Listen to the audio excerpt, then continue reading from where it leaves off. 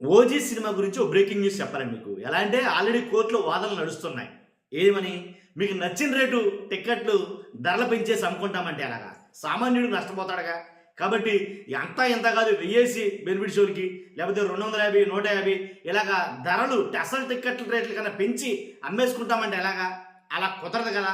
ఇది ఎంతవరకు కరెక్ట్ అని కోర్టును ఆశ్రయించాడు ఆయన కోర్టును ఆశ్రయించడంతో దాని మీద ఎప్పుడైతే హోం మంత్రిత్వ శాఖ ఏదైతే ఉందో వాళ్ళు ఉత్తర్వులు ఇవ్వడం ఏంటి?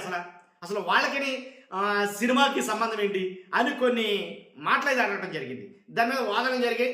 వెంటనే ఏదైతే జీవో ఇచ్చారో ఆ జీవోని సస్పెండ్ చేసింది కోర్టు. ఇప్పుడు దాని మీద వాదన జరిగితే కనుక నిర్మాత తరపు లాయరు కొన్ని వ్యాఖ్యలు చేశాడు. చాలా ఇంట్రెస్టింగ్ ఉన్న వ్యాఖ్యలు, ఒకసారి చదువుతారు వినండి. ఏంటంటే ఓజీ టికెట్ ధర పెంపుపై నిర్మాత తరపు లాయర్ నిరంజన్ రెడ్డి హైకోర్టులో కీలక వ్యాఖ్యలు చేశాడు. ఆయన ఏంటంటే 100 రూపాయలని 150 పెంచుకోమని ప్రభుత్వం ఉత్తర్వులు ఇచ్చింది. 150 కూడా పిటిషనర్కు కష్టం అనుకుంటే సాధారణ రేటు ఉన్నప్పుడే సినిమా చూడాలి, మొదటి రోజే చూస్తానంటే ఎలాగా?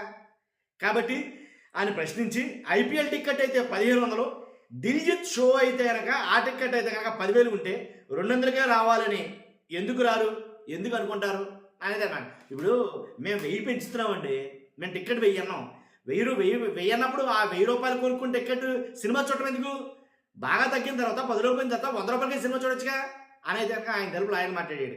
అంటే మీరు పెంచుకుంటూ పోతే మీరు ఎప్పుడైతే అవకాశం ఇస్తారో అప్పుడు దాకా చూడాలా?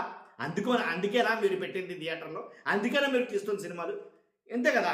ఇప్పుడు ఒకటి అన్నప్పుడు ఖచ్చితంగా దానికి ఒక అర్థం అనేది ఉండాలి కదా. కాబట్టి అంతేకాదు హైకోర్టులో ఓజీ సినిమా నిర్మాత డివివి దానయ్యకు రెండోసారి వ్యతిరేక తీర్పు వచ్చిందనే అనాలి.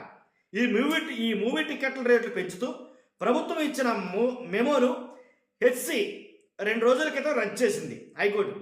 దీనిపై ప్రొడ్యూసర్ తరపు లాయర్ రివ్యూ కోరగా తమ నిర్ణయంలో మార్పు లేదని కోర్టు తాజాగా స్పష్టం చేసింది. గత తీర్పు అక్టోబర్ 9 వరకు కొనసాగుతుందని ప్రకటిస్తూ విచారణను అదే తేదీకి వాయిదా వేసింది. దీంతో అక్టోబర్ 9 వరకు పెంచిన రేట్లు వర్తించవు. ఇది నిజంగా షాకే అని చెప్పాలి. కాబట్టి ఇది ఓన్లీ తెలంగాణ మాత్రమే, ఆంధ్రప్రదేశ్లో ఏం కాదు. ఆంధ్రప్రదేశ్లో యథావిధిగా పెంచుకుని అమ్ముకుంటున్నారు, దాంట్లో ఎలాంటి డౌట్ లేదు. కాబట్టి 1000 అంటున్నారు, బ్లాక్లో అయితే కనుక 4000, 5000 అన్నారు. మా ఇష్టం కాబట్టి మేము 1,00,000 రూపాయలు కూడా కొనుక్కుంటే టికెట్ చూస్తామన్నారు కొంతమంది. కానీ ఏది ఏమైనా సరే నేను మిమ్మల్ని రిక్వెస్ట్ అడుగుతున్నా, ఏంటంటే ఓజీ సినిమా హిట్ అయిందా, ఫట్ అయ్యిందా?